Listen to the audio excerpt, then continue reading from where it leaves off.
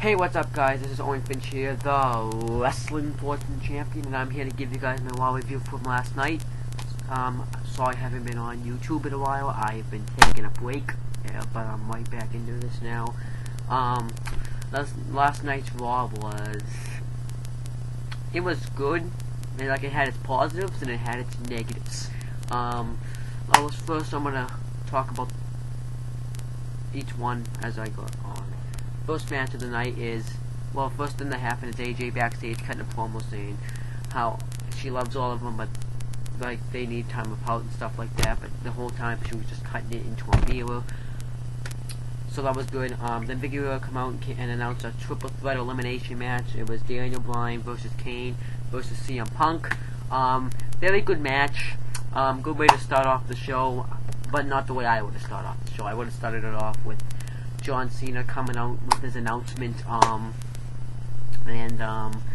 don't even remember the announcer talking about the match. If I was an announcer, I'd be talking about the match, whether I'm supposed to or not, but that's just them. So then we had, very good match. Everyone got their moments in this match, but it didn't really feel like a triple threat match near the ending. AJ ends up coming out again, costing Kane. Punk gives him the go to sleep. He is eliminated. Then at first I missed this because I looked away from, maybe blinked my eyes for a second, and I Daniel Bryan won. Good job. What ended up happening was AJ Bryan ended up kicking Punk in the head, and he pinned Punk. Very good. Good way to start. Not way I would have started off, but I guess a good way to start it off in a positive note.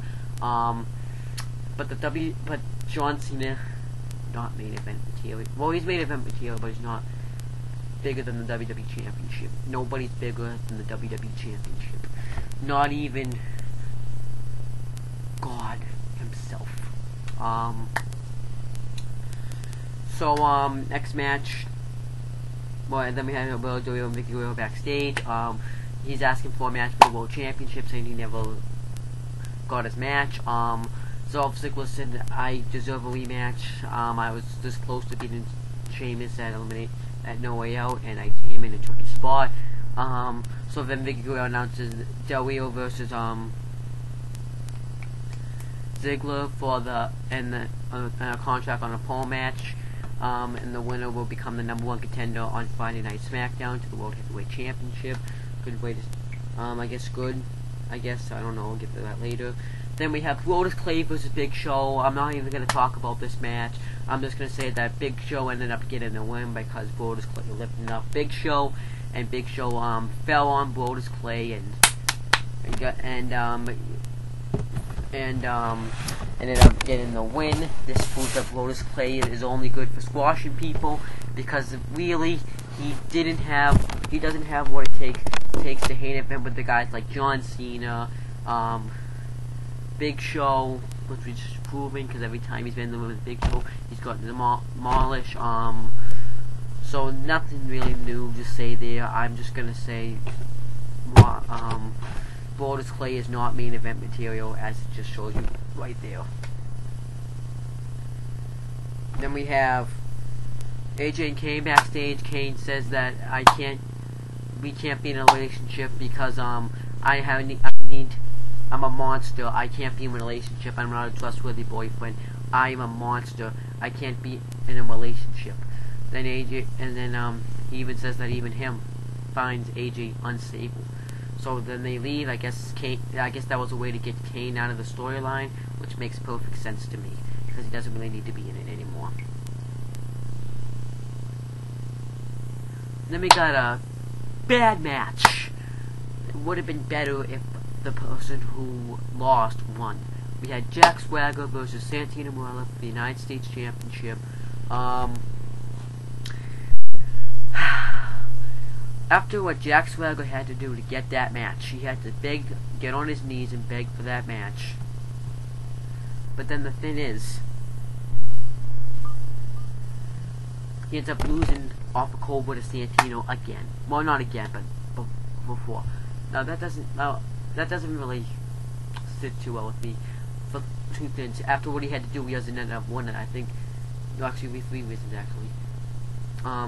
Jack Swagger should have won after he had to get on his knees. 2, they need to take that title off of Santino. I would rather see Jack Swagger as United States champion competing on Superstars, not even see him, than seeing Santino on TV permanently. 3, I would rather Jack Swagger just lost Vicky Guerrero as a manager, and even said on Backstage Fallout that he doesn't even know what he's gonna do. So why you should have him win the United States Championship? Then he at least will get some relevancy, and he will make himself look good. But nope, you just had to make him look like a jobber and drop to a Cobra, and Santino's still United States champion. Hopefully by the end of the year they take it off him. Don't keep it on him. Don't make him the longest reigning United States champion. In fact, I wanted the United States Championship off him and him go to NXT, because that's where all the jokes go. Then we have John Cena's big announcement. John Cena's announcement, at first I wasn't into it because he's talking about Star Wars and he's not even promoting it well. He just pretty much said everything that happened with Laurinaitis, Big Show, and him, and I was sitting there thinking, this isn't funny. And I think Cena was laughing because he's like, oh, I can't believe I have to say this, because I'd be laughing too if I had to say something like this. I will sometimes even do what a person running for class president did in high school, just tear up the piece of paper and throw it away, or in this case, script, and then don't do anything. He's like, nope, I'm not going to say this. That's exactly what CM Punk does. But nope, you're just going to have John Cena be the PG, going to be the Santinos, the Brodus Clays, and more PG guys. You got to be the PG. Yep, you got to be PG. Then go. Why do you think? Maybe this is why they didn't trust John Cena to beat The Rock. Because if he had done this after he beat The Rock, I would not have understood it. I understand probably a little bit now. And at WrestleMania, if he had beat The Rock and he'd been doing this, I would not have understood.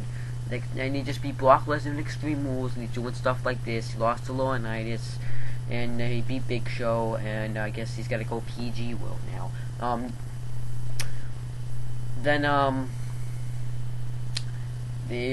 Jericho ends up coming out. He completely owned John Cena, and he did say some stuff that made me laugh. He said, John Cena said fudging something. I don't remember what he said. Then Jericho's like, fudging, and he's like, it seems like it's a PG show. It's the best I can do.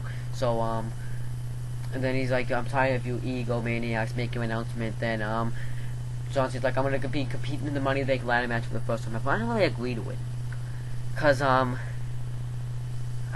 John Cena has accomplished everything there is to do, pretty much, and Jericho invented the Money in the Bank ladder match. He hasn't even won one yet. John Cena hasn't even won one either. Well, he's never been in one, and now he's gonna, and Jericho, like, first time, he's probably gonna win the Money in the Bank. Like, it was understandable for Edge, Rob Van Dam, and Punk. I don't think Punk was supposed to win it at 24. It was probably supposed to be Jeff Hardy. They built up Miz to win that. Daniel Bryan, not really.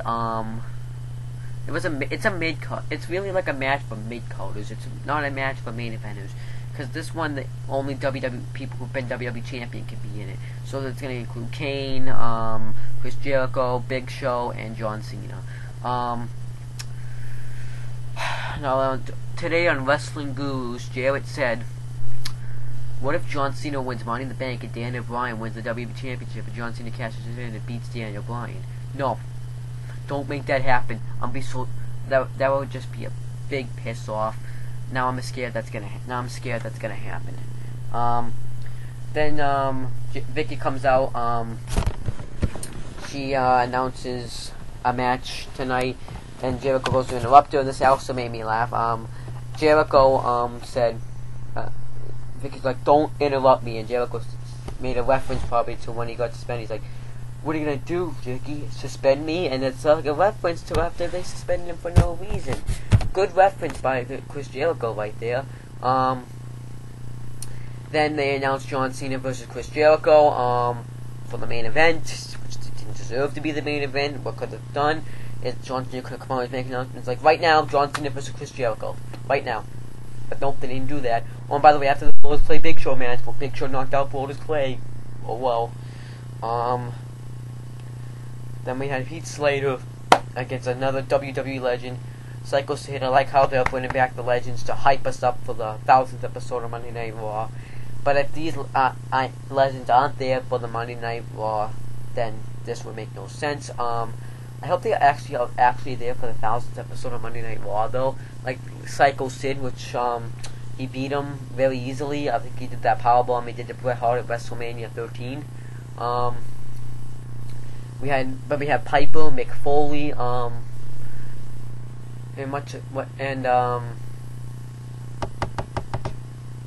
that's it. Oh, and Vader. People are wondering why Heath Slater's in this. I think they're doing Heath Slater just to get him on TV, maybe. Because I don't think they should do Tyson Kidd, because it'd be a spit in the face of every... Well, they already do spit in his face, but it'd be even more of a spit in the face if they did it to Tyson Kidd. They could do it with, Michael McGillicuddy if they wanted to. They should do it with different people. But people are saying that Heath Slater's learning from this. Maybe. Then we had the contract on the pole match. Now this match looked good on paper, but it was good until the contract came down, because it didn't make any sense. Now that like, I like how they were playing hot potato with it. You have to have control of it, which makes sense, because like, if you don't have control over it, you don't have control over it. I think you have to.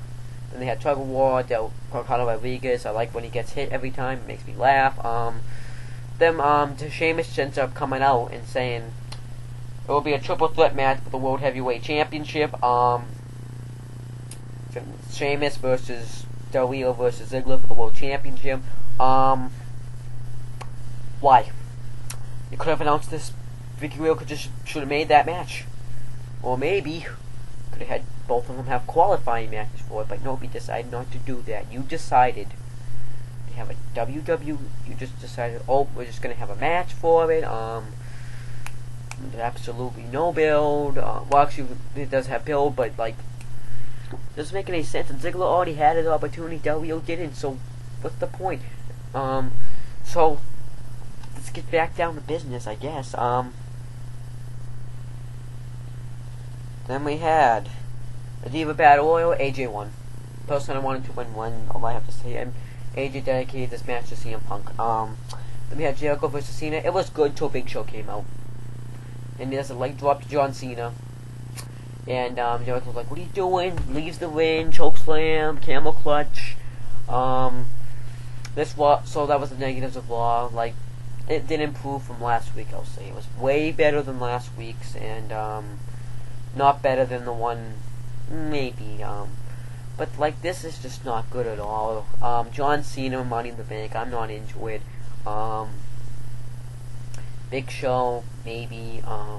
Kane, he's always done good in it, so I'm fine with it. I'd like to see what he does with it in a mask. Jericho, he's always impressed me. Who else is going to be in it? The world title match will be going on Friday. Just should have announced it anyways, no matter what.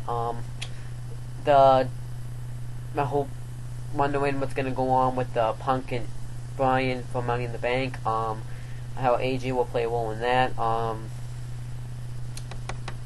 Maybe who Heath Slater will lose to next in a legend or get hit by. Who's gonna run Raw next Monday. So that's pretty much it. I'm gonna leave my Twitter, my Wrestling Fortune 44 page in there, and that's about it. I'm gonna start giving Money in the Bank reviews. That's pretty much it. See you later.